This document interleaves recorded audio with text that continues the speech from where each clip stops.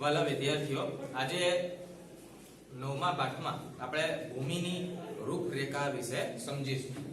અહીંયા 5 નંબર પ્રકરણ નંબર 9 ભૂમિ, અને અહીંયા લખ્યો છે આપણે આજનો મુદ્દો ભૂમિની રૂપરેખા.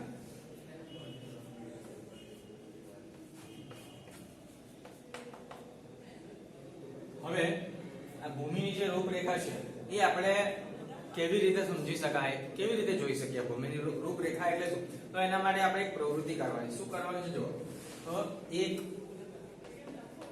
માટીનું ઢેફું લો.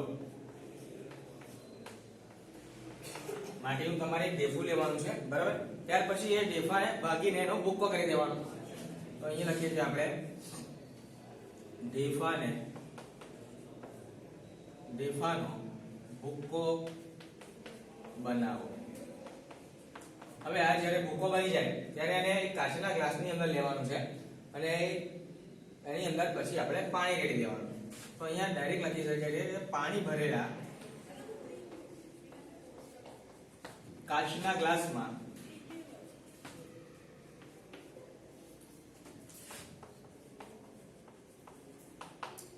આ ભૂકો નાખ. હવે એક લાકડી વડે તેને હલાવી અને થોડા સમય સુધી રહેવા દેવાનું. તો એ લખ્યો છે એક લાકડી વડે તેને હલાવીને જે આપણે માટી નાખ્યું છે એને બરાબર આપણે મિશ્રણ કરવું પડશે, એટલે પાણીની અંદર. એટલે એને આપણે મિશ્રણ કરવા માટે એને હલાવીશું. તો હલાવીને થોડા સમય સુધી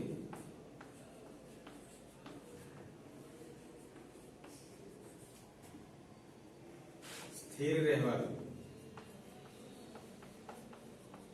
હવે આવું જ્યારે કરશો તમે ત્યારે તમને એક પ્રકારનું ચિત્ર જોવા મળશે. ચિત્ર સામે જોવા મળશે? એક પ્રકારની આકૃતિ તમને એ કાચના પ્યાલાની અંદર જોવા મળશે. તો કઈ કઈ બાબતો દેખાય છે? જો તો આ ધારો કે આપણે અહીંયા લખી રહ્યા છે કાચનો પ્યાલો. હવે આપણે એની અંદર પાણી નાખેલું છે, બરાબર? અને પાણી નાખી અને માટી પણ નાખેલી છે, એટલે એનું આ મિશ્રણ બની ગયું. ધારો કે આ માની લઈએ કે એનું આ પાણી અને માટીનું આ મિશ્રણ અહીંયા રહેલું છે. તો આ મિશ્રણ થોડા સમય સુધી આપણે જો એને સ્થિર રહેવા દઈએ તો આપોઆપ જ શું બની જાય? તો જે ઉપલો જે એક પડ છે, આ ઉપલો પડ જે છે એ એની અંદર સેન્દ્રિય પદાર્થો જોવા મળે. આ સેન્દ્રિય પદાર્થો શું છે હું તમને હમણાં કહું છું. સેન્દ્રિય પદાર્થો. ત્યાર પછી એના પછી નીચલું જે સ્તર છે એમાં આપણને દેખાશે પાણી. ત્યાર પછી એનાથી હજુ એક નીચે એમાં ચીકણી માટી. તો અહીંયા આવશે ચીકણી માટી. બીજું એક જે સ્તર છે ત્યાં આપણને રેતી જોવા મળશે. તો આ સ્તર પર રેતી, અને જ્યાં નીચેનો જે આ ભાગ છે ત્યાં આપણને કાંકરા જોવા મળશે. તો આ જે ભૂમિ જે છે એ ભૂમિને આપણે એક ગ્લાસમાં લઈ લીધી અને એના દ્વારા આ પદાર્થોને જોવાનો પ્રયત્ન કર્યો. એટલે જે જમીન છે એની અંદર પણ કેટલાક સ્તરો રહેલા હોય છે અને એ સ્તરો આવી રીતે ગોઠવાયેલા હોય છે. તો ઉપલા સ્તરની અંદર સેન્દ્રિય પદાર્થો આવેલા હોય છે, બરાબર? ત્યાર પછી પાણી, ચીકણી માટી, રેતી અને કાંકરા. હવે આ જે ભૂમિ છે એ કેવી રીતે એનું નિર્માણ થાય છે? તો હવા, પાણી અને વાતાવરણની અસરથી ભૂમિનું નિર્માણ થાય છે. હવે આ હવા, પાણી અને વાતાવરણની અસર કોની ઉપર અસર થાય છે? તો એ મોટા મોટા જે પથ્થરો, ખડકો આવેલા હોય એની અંદર, ખડકોની અંદરથી આ ભૂમિનું નિર્માણ થાય. તો અહીંયા એક લખી શકીએ કે મોટા મોટા ખડકો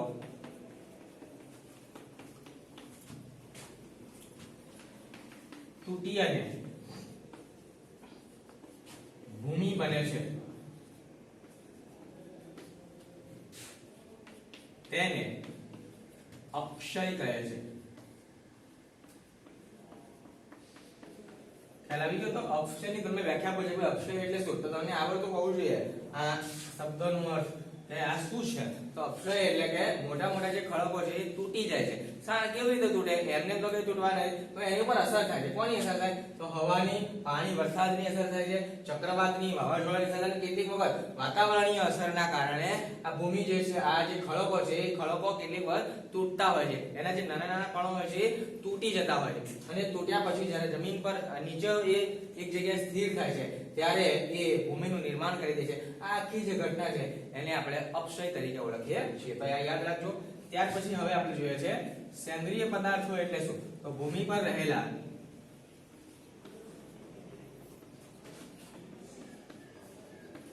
મૃત અને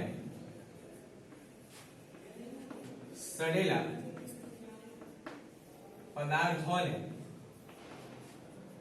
ભૂમિ પર અહીંયા પદાર્થો છે બરાબર, સડેલા પદાર્થોને આપણે સેન્દ્રિય પદાર્થો તરીકે ઓળખીએ. સેન્દ્રિય પદાર્થો કહે છે બરાબર. તો આ બંને જે વ્યાખ્યા છે એ બંને વ્યાખ્યાઓ તમે ખાસ યાદ રાખજો કે અક્ષય કોને કહેવાય અને સેન્દ્રિય પદાર્થો કોને કહેવાય. અને હવે બીજું આગળ જોઈએ છે કે કોઈ પણ ભૂમિનો જે પ્રકાર છે તે કયા પ્રકારના પથ્થરમાંથી નિર્માણ પામે છે તે તેના પર ઉગતી વનસ્પતિના ઉપર આધાર રાખે. આપણે ભૂમિ વિશે ભણીએ છીએ તો ભૂમિના અલગ અલગ પ્રકારો છે. તો કેવા પ્રકારની ભૂમિ છે એનો આધાર શું છે, કોની ઉપરથી આપણે કહી શકીએ કે ભાઈ આ ભૂમિ આવી હશે, તો ત્યાં ઉગતી વનસ્પતિ. તો અહીંયા લખે છે ઉગતી વનસ્પતિ પરથી કહી શકાય છે કે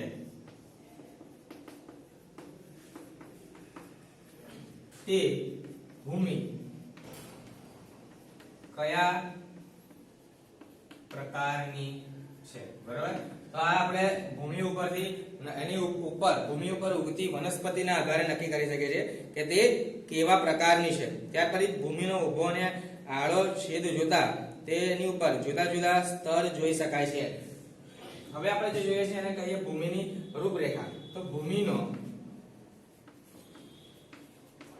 ઊભો અને આડો છેદ જોતા તેના પરથી કહી શકાય છે કે તે કેવી છે. હવે આ આખી જે પ્રક્રિયા છે ભૂમિનો છેદ લેવાનો અને એના આધારે આપણે નક્કી કરી શકીએ કે ભાઈ આ કેવા પ્રકારની ભૂમિ છે, એને આપણે એની રૂપરેખા તરીકે ઓળખીએ છીએ. કોની રૂપરેખા? તો ભૂમિની રૂપરેખા. હવે તમને ખ્યાલ આવે કે ભૂમિની રૂપરેખા એટલે શું? તો ભૂમિનો ઊભો અને આડો છેદ લેવાનો. છેદ લેવાનો એટલે દાખલા તરીકે આપણે ઘરે બટાકો હોય તો બટાકાને આપણે ઊભો કાપી લીધો, એનો ઊભો છેદ કહેવાય. જો બટાકાને આપણે આડો કાપીએ તો એને શું કહેવાય? આડો છેદ. તો અહીંયા એવું જ છે, ભૂમિનો ઊભો છેદ એટલે કે એને ઊભી રીતે કાપવાની અથવા તો ઊભી રીતે એને ખોદવાની છે. અરે એ ઊભી રીતે જોવાના અને ત્યાર પછી આડી રીતે જોવાના. તો ભૂમિનો ઊભો અને આડો છેદ લઈ અને એના ઉપરથી જે કેવા પ્રકારની ભૂમિ છે એને આપણે ભૂમિની રૂપરેખા તરીકે ઓળખીએ છીએ. હવે દરેકે દરેક ભૂમિ છે તેની અંદર અલગ અલગ પ્રકારના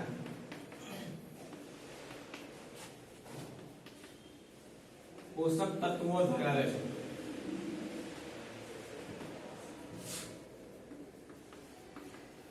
બધી જ ભૂમિ એક સરખા પ્રમાણના પોષક તત્વો ધરાવતી નથી. દરેકે દરેક ભૂમિ અલગ અલગ પ્રકારના પોષક તત્વો ધરાવે છે અને દરેક જે આ જે રૂપરેખા છે બરાબર, અલગ અલગ પ્રકારના પોષક તત્વો ધરાવે. હવે જે આ રૂપરેખા છે એ રૂપરેખા આપણે કેવી રીતે નક્કી કરી શકીએ? તો ક્યારે જોઈ શકાય? તો જ્યારે જમીન ખોદવામાં આવે. જમીન ક્યારે ખોદવામાં આવે? એમને તો કોઈ જમીન ખોદતા ના આવે. જમીન ખોદવામાં આવે. જમીન ક્યારે ખોદવામાં આવે? તો કૂવો કરવામાં આવે. કૂવો કરતી વખતે અથવા તો જ્યારે મકાનનું બાંધકામ ચાલતું હોય ત્યારે પાયા ખોદવામાં આવે છે. પાયા ખોદતી વખતે ભૂમિની જે રૂપરેખા છે એ આપણે જોઈ શકીએ છીએ. ખોદતી વખતે ભૂમિની રૂપરેખા જોઈ શકાય. હવે આ જ્યારે આપણે ભૂમિની જે રૂપરેખા જોઈએ છે એ ભૂમિની રૂપરેખા જોયા પછી આપણે તે ભૂમિને અલગ અલગ પ્રકારના સ્તરોમાં વિભાજન કરી શકીએ છીએ. જેમ કે ઉપલું સ્તર એને સ્તર A કહેવાય, મધ્યમ સ્તર એને B સ્તર કહેવાય, એનાથી નીચેનું સ્તર એને સ્તર C કહેવાય, અને જે છેલ્લે રહ્યું એ આધાર ખડક તરીકે ઓળખવામાં આવે છે. એ આપણે આના પછીના મુદ્દામાં શીખીશું. અહીંયા આપણે અત્યારે શું શીખ્યા છે કે ભાઈ ભૂમિ વિશે આપણે જોયું કે ભૂમિનું નિર્માણ કેવી રીતે થાય છે. ભૂમિનું નિર્માણ થાય એ ઘટનાને શું કહેવામાં આવે છે, ભૂમિની અંદર કયા કયા પદાર્થો રહેલા છે. ઉપલા સ્તર ઉપર જે પદાર્થો રહેલા હોય છે એને સેન્દ્રિય પદાર્થો તરીકે ઓળખવામાં આવે છે. અને આ સેન્દ્રિય પદાર્થો એ કોઈ પણ પ્રકારની વનસ્પતિના ઉગવા માટે ખૂબ જ જરૂરી હોય છે. એટલે જે ઉપલું સ્તર આવેલું હોય એની અંદર જ્યારે સેન્દ્રિય પદાર્થો રહેલા હોય એ ઉપરના સ્તર પર હોય. એટલે વનસ્પતિનું જે મૂળ છે એ મૂળ અને નાના નાના જે અમુક છોડવા છે એના મૂળ તે વનસ્પતિના આહાર મેળવવા માટે, ખોરાક મેળવવા માટે જમીનની અંદર શું કરશે, સેન્દ્રિય પદાર્થો અને પાણીનું શોષણ કરશે. તો સેન્દ્રિય પદાર્થો પણ ઉપર રહેલા છે, પાણી પર ઉપર રહેલું છે. તો અહીંયા ધારો કે આપણે માની લઈએ કે છોડ રોપેલો હોય તો આ જે છોડ છે એના મૂળ અહીંયા આમ સુધી જશે, બરાબર. તો અહીંયાથી એ સેન્દ્રિય પદાર્થો પણ પોતાની સાથે લઈ જશે અને આ પાણી છે એ પણ એનું શોષણ કરી લેશે. તો આ રીતે ભૂમિ એટલે કે જમીન એની અંદર વનસ્પતિને ઉગવા માટેના જે સેન્દ્રિય પદાર્થો હોય એ ખૂબ જ અગત્યનો ફાળો આપે છે. ત્યાર પછી પાણી પણ વનસ્પતિને ખૂબ જ એટલે આપણે સમયાંતરે છોડમાં કે પાકમાં પાણી નાખતા હોય છે. આ તમારે 8મા ધોરણમાં પણ આખો એક પાઠ આવવાનો છે ખેતી વિસ્તારો ને. એમાં આપણે કેવી રીતે પાણી આપવામાં આવે છે, કઈ કઈ પદ્ધતિઓ દ્વારા પાણી આપવામાં આવે છે એના વિશે તમે 8મા ધોરણમાં શીખશો, બરાબર.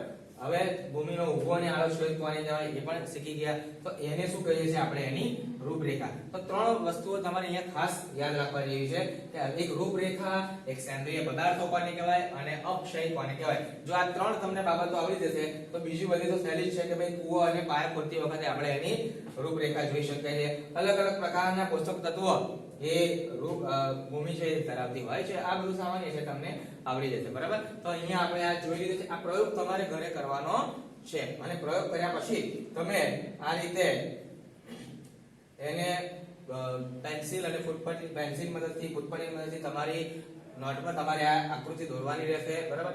બની શકે તો જે તમે આ પ્રયોગ કરશો તે વખતે જે તમે યુઝ કરેલો જે તમને દેખાતું હોય એ પણ તમે ત્યાં દોરી શકો છો, બરાબર. આની અંદર તમારે સેન્દ્રિય પદાર્થો, પાણી અલગ અલગ પ્રકારે રંગથી રંગવું હોય તો પણ લખી શકાય. સેન્દ્રિય પદાર્થોને તમે થોડા કાળા અને ચીકણી કલરથી બનાવી દો. પાણીને તમે અહીંયા બ્લુ કલર કરી દો, રેતી છે એને યલો કરી દો, કાંકરાને થોડા યલો વ્હાઈટ રાખો, બ્લેક રાખો, એમ કરીને મિક્સ બનાવી દો.